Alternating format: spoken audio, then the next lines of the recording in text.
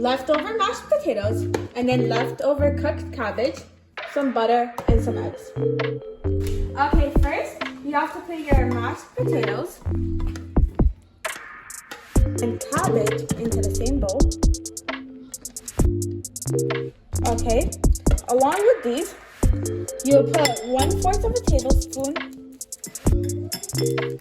salt,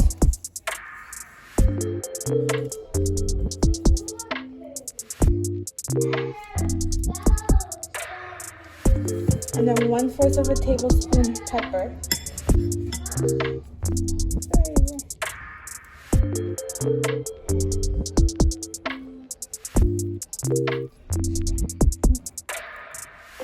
Okay, these do not have to be exact.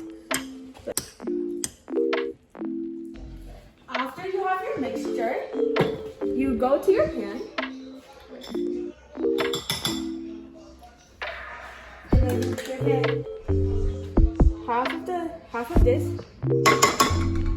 half the tablespoon butter you put in, and then you put another,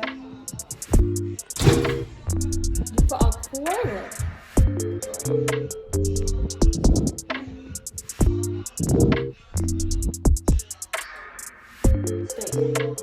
Just a little, not a lot.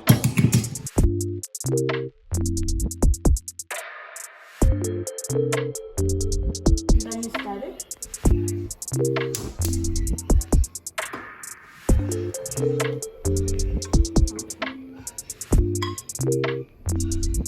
Okay, here I did put a little too much butter, so I did have to throw a little away. Now you have to wait for the butter to fully melt, and then you can add your cabbage and mashed potato. After your butter is boiling and it's all done, take your cabbage.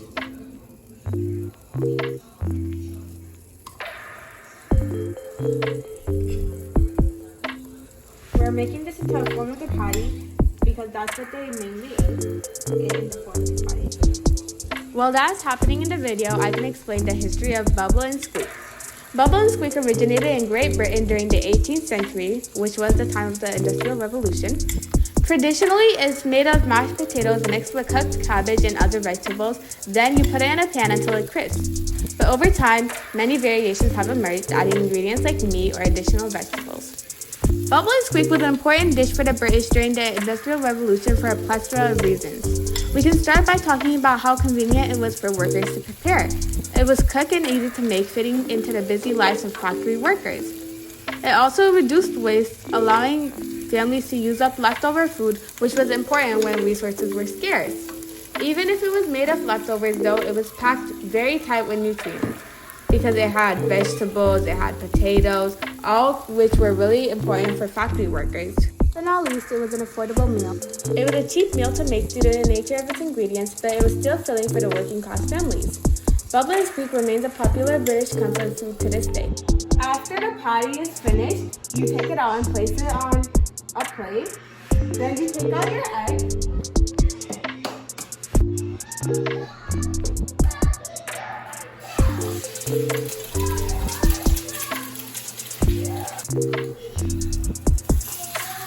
Okay, during this part, I scrambled my eggs. You don't have to. Some people choose sunny side up. I had to cut that footage out due to the noise outside. Okay, after you have your eggs, take it, chop it,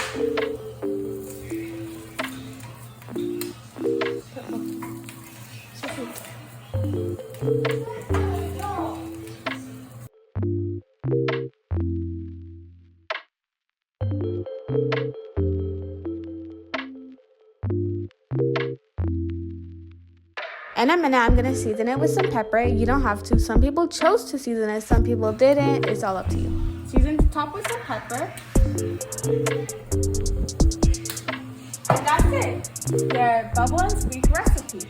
Some people prefer to do the egg sunny side up, but I did it a little scramble. It's the same. People used to do it the same way. In this clip, I will be making Plowman's lunch, made in Great Britain during the Industrial Revolution era. The origin: the ploughman's lunch originated in rural England, dating back to the Industrial Revolution. It became popular among farmers and laborers who needed a quick, portable meal while working long hours in the fields or factories. The purpose of this meal was designed to be simple, nutritious, and easy to carry. It provided workers with the necessary energy and sustenance to power through a labor-intensive day. The ingredients were often locally sourced or didn't require much preparation. Key ingredients: crusty bread like a baguette or a country loaf. In this case, I did use white bread, but it was kind of crusty, but not that much. Cheese: cheddar or Stilton, common British cheeses. I did use a cheddar cheese that is cut into a square shape. Pickles, such as Branston pickle or gherkins. Our pickles were pickled in a bin, and they were more sour than pickles you would normally buy, but it tasted pretty good. Fresh salad: lettuce, cucumber, tomatoes. I did use all three of them. I used lettuce, tomatoes, and slices of cucumbers. Apple or pears sliced for freshness. I did use pears, as you can see on the side. I did slice them into cubes, and it's optional, but hard-boiled eggs or cold cuts of ham for added protein. Some important facts are: the ploughman's lunch became a symbol of British heritage and is still served in pubs today. The combination of cheese, bread, and pickles reflected the agrarian lifestyle with ingredients that could be stored easily and required minimal cooking. On an easiness level, this would definitely be very easy to prepare. These are ingredients you could find at home, and you could pretty much make it in less than 5 minutes. Is it good? I would say it's in the middle. It's not something I would eat every day, but this is something you could have for lunch, as a snack, maybe even for dinner. It's pretty cold. It gives off very much lunch vibes. Not something you would have every day. It's definitely something that can get you full easily, and it is a very big sandwich, so I could imagine if you used a baguette or a country loaf, this would be much bigger and would fill you up way more. Overall, this was a 10 out of 10 experience, very easy to make. Would recommend other people to try it, and I think this was a great experience. I did add pepper to this, and you don't have to add pepper, but I think if you definitely want a bit of more taste in it, you could add it, but definitely it's up to you. It definitely is up to your taste buds and whatever you like. So if you decide you would like to have pepper on it, that's up to you. Maybe it would taste good with some hot sauce or ranch, or maybe even blue cheese, maybe mayo. This is definitely the way they made it back then, so this is just stuff I would probably add to it if I did want to change it up. I do cut it in half, and you can really see how thick it is, and it was kind of hard for me to cut at first, but I managed. It was a very clean cut. It did end up breaking a bit in the back, but overall the cut was pretty clean, and it was a pretty thick sandwich, and definitely looks enjoyable for people to try. So I would definitely recommend people to try it. And this is ploughman's lunch that is eaten in Great Britain. Hey everyone, today I'll be cooking an Industrial Revolution meal. For the first meal, we will be cooking cocaine, which calls for roasted potatoes, butter, cabbage, green onions, and milk. First, we have to start off by peeling the potatoes. So let's get our peeling board.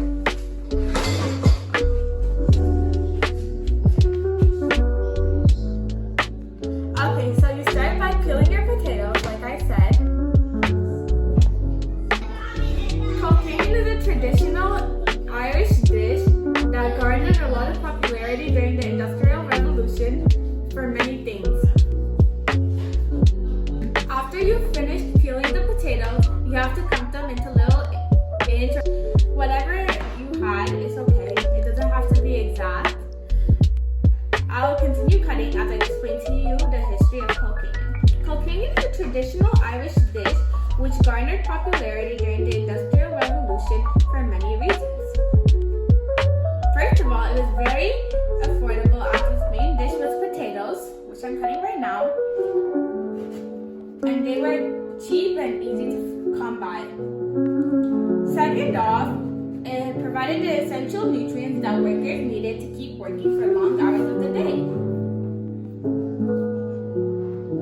Versatility or adaptability, they're the same thing, but you can call them whatever you want, were also another reason this dish became very popular. It was very adaptable and could be made with whatever resources you had on hand, so lots of people across different regions were able to make it. This led to the fourth reason it became very popular, which was it being a cultural dish. Kilkenny connected people of Irish roots to each other, and it gave them comfort during hard times. After you finish cutting them, you put them into a pot of boiling water. In the pot, you should add a tablespoon of salt,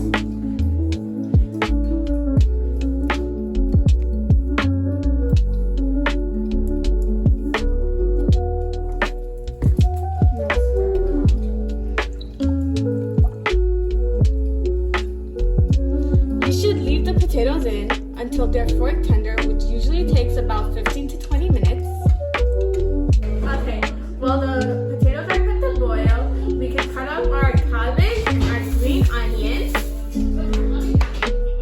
Kilkenny was first referenced in a diary entry in 1735 by a traveler from Wales to Dublin who was named William Bulkeley. On Halloween night in Dublin, William had this dish, and it left a lasting memory on him. Cut them up really small. You don't need a lot, so I think I'm gonna do this and maybe a little more. So next you have to take out your green onions.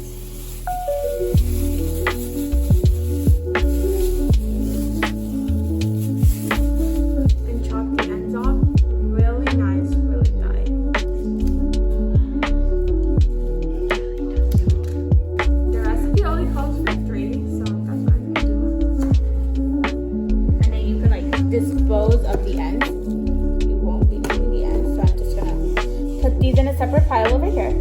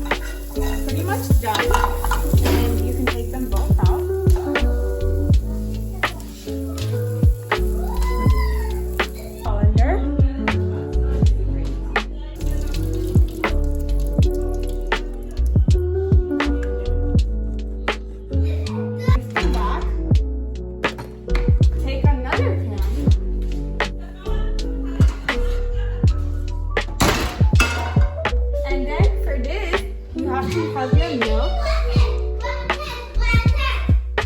your potatoes, milk, and greens all in the same pan. First, let's add some milk.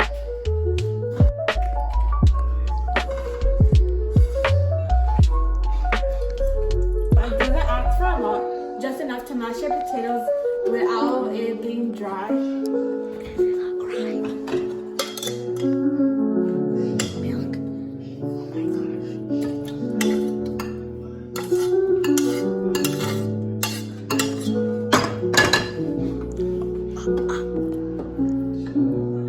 And then you mix your mashed potatoes with these. Take a spoon. Mash the potatoes again. You can do so in this jar. Just make sure to mix it every time you mash it, so it'll be an even ratio and it doesn't look too flat.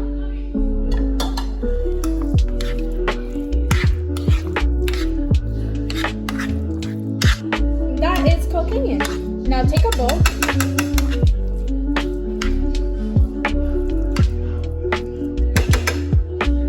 And this is your finished Kilkenny. You can add a pinch of salt to your hand. And then spray that. You don't need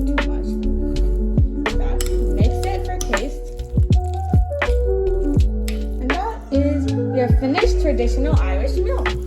This is what they had to eat before the Irish potato famine when potatoes weren't gone.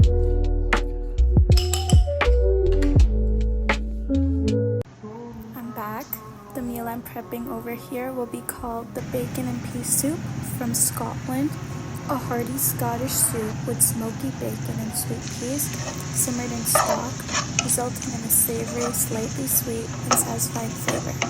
This is me simmering the bacon and the onions on the pan. I did make this a self-serving size, so definitely the proportions were much smaller than was on the ingredients list. But if you do make it, I plan on suggesting that you do make the full ingredient list, because I did have to make this for one person proportion size because it was only me trying it. The origin. In Scotland, hearty soups were common during the Industrial Revolution, providing warmth and nutrition for workers in the cold, harsh climate. Bacon and pea soup was particularly popular due to the affordability of peas and the use of bacon for flavor. The purpose of this soup was designed to be filling and economical, with peas offering a cheap source of protein and fiber, while bacon added a rich, savory taste. It was perfect for sustaining workers through the day. The key ingredients: bacon for flavor and protein, peas, dried or frozen, onion and butter for added richness, chicken or vegetable stock to create a hearty broth. I did use vegetable stock, which consisted of lettuce, tomatoes, cut vegetables, optional fresh mint for a fresh touch, and I do end up putting mint at the end. Some important facts. Bacon and pea soup was an ideal dish for Scottish labourers, providing warmth and sustenance in the cold climate. It is still enjoyed today, often served as a comforting winter dish. I did add a bit more peas than I hoped for, but it doesn't hurt the recipe. It definitely does add a bit more taste, and if you do really like peas, then I do suggest adding more.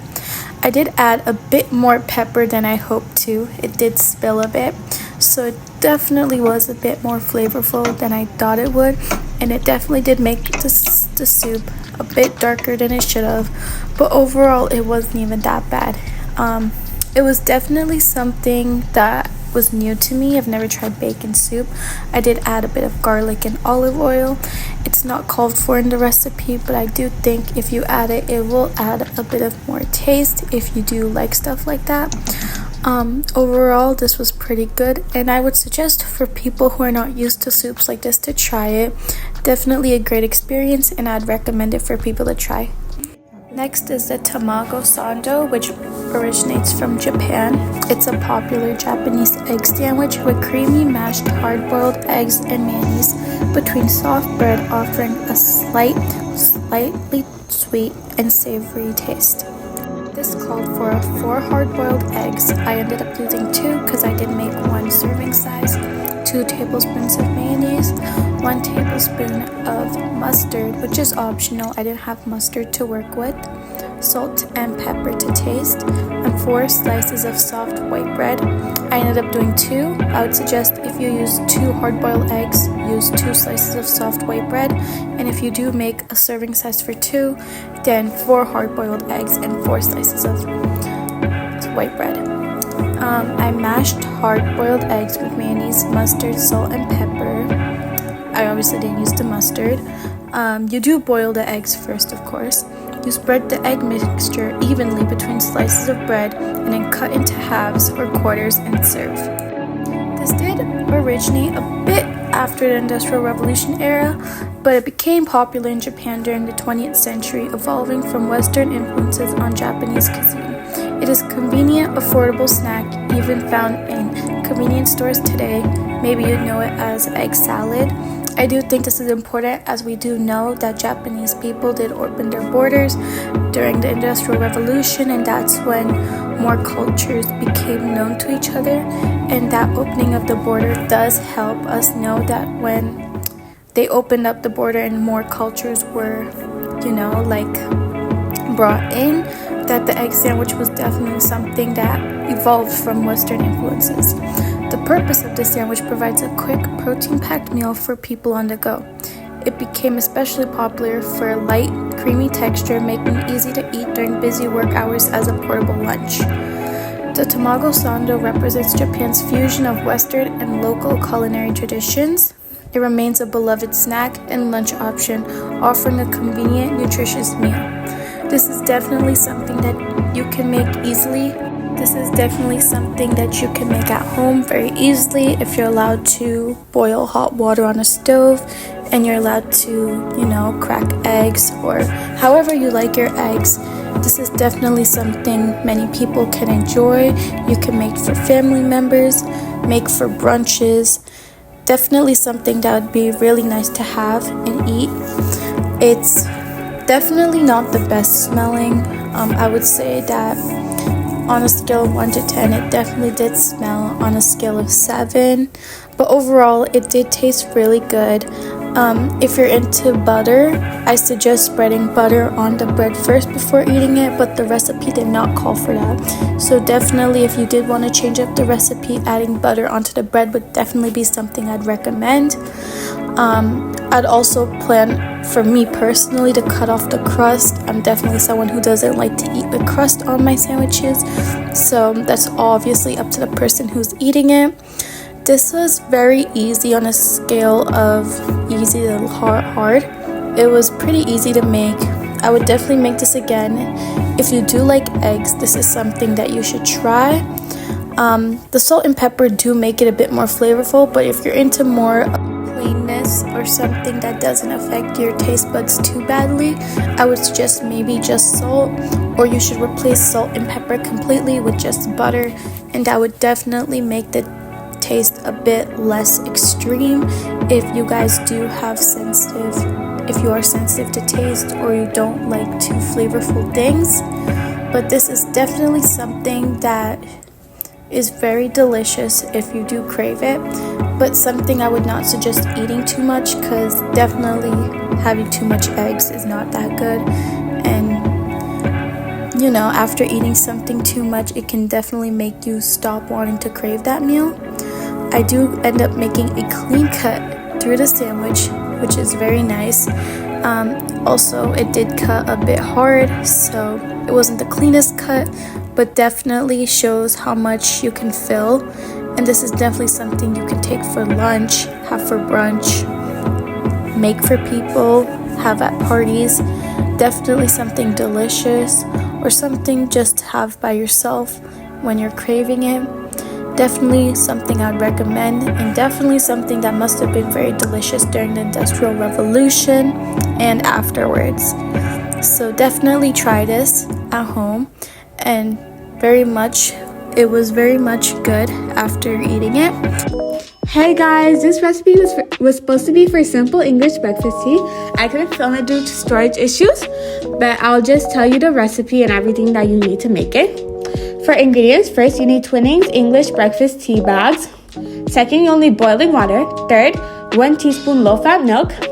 For taste, I didn't do low-fat milk over there. You can see the little cup, but you just need to do 1 teaspoon. 1 teaspoon of sugar.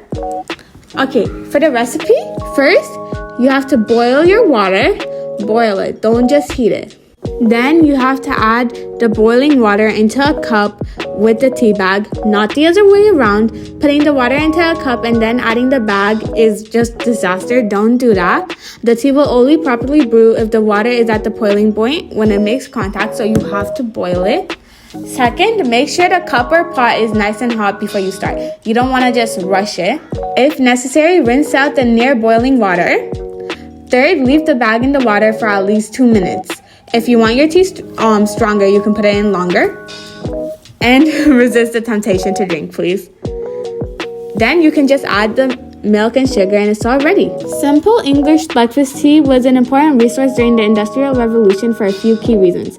First of all, it boosted productivity, which was especially important for the working class. Since workers needed energy to keep up with long hours and hard labor, tea and its sugary content was a quick way to stay alert. Another way tea was important and even revolutionary was that it caused a significant burst of trade and economy. Along with the demand for tea skyrocketing, so did the amount of jobs tea created in shipping and agriculture. Third, tea was a cultural symbol. It quickly became a staple of British culture, giving comfort in a time of rapid change. Last but not least, tea helped people socialize during the Industrial Revolution. During tea breaks, it became a routine to relax and socialize among fellow workers during long hours of working in the factory. Therefore, tea was super important and such a nice resource during the Industrial Revolution. Thank you! Hey guys, I'm back and I'll be making homemade lemonade from Ireland, Dublin. A refreshing, tangy, sweet beverage made with fresh lemons and sugar, offering a zesty and revitalizing taste. Since I'm making a serving size for just one person, you obviously don't need 2 lemons, but I do end up using half a lemon and cutting it in half, and it was the perfect amount for one refreshing cup of lemonade. Some origin. While lemonade wasn't exclusively Irish, it gained popularity in Ireland as a refreshing drink during the warmer months of the Industrial Revolution. It was often made in homes where citrus fruits were available through trade. The purpose was the lemonade was a simple, thirst-quenching drink that could be made with just a few ingredients. It provided a sweet treat and a source of vitamin C, which was important for preventing scurvy. Key ingredients include fresh lemon juice, sugar to balance the tartness of the lemons, and cold water and ice. Some important facts: lemonade became a symbol of hospitality, often served as gatherings and outdoor events. It is still popular today as a refreshing homemade beverage. If you do get a bit icked by the sourness, I suggest evening it out with more sugar and a little bit of salt. I did feel like it did need a bit of salt, but overall the taste was pretty good. I did struggle a bit to squeeze out all the lemons, but just to make sure and let you guys know, no lemons went to waste. Even though some of them still look like they have a pretty good amount of juice in them, none of them went to waste, and we did in fact use them after the video. Getting the sugar out was pretty hard. I would suggest using brown sugar. White sugar seems pretty good with this. It doesn't matter which one you use, but personally I prefer using brown sugar with this specific recipe, but I did end up using white sugar. And I wish that I had ice to use in this video, but it was still just as good with cold water. But definitely back then they did use ice water, so it would have been way much cooler if we did end up using ice. This was definitely something very easy to make, something you can make at home. Everyone knows what lemonade is. You can buy it, you can make it. It's pretty much everywhere. People even sell it on the streets or in front of their homes, in their yards. And this is something that is definitely enjoyable. I could pretty much drink lemonade every day if I wanted to. I love lemonade. I personally prefer pink lemonade, but this recipe is definitely delicious. I would definitely change it up a bit, but for back then in the Industrial Revolution, this is definitely something that would have been delicious, that people must have loved drinking back then, besides alcohol. Definitely delicious. Would definitely recommend. Definitely not something you would make regardless, trying to make it connect to the Industrial Revolution. Very delicious, and this was probably the easiest thing that I made by far. Very easy, and I would rate this a 9 out of 10. Thank you.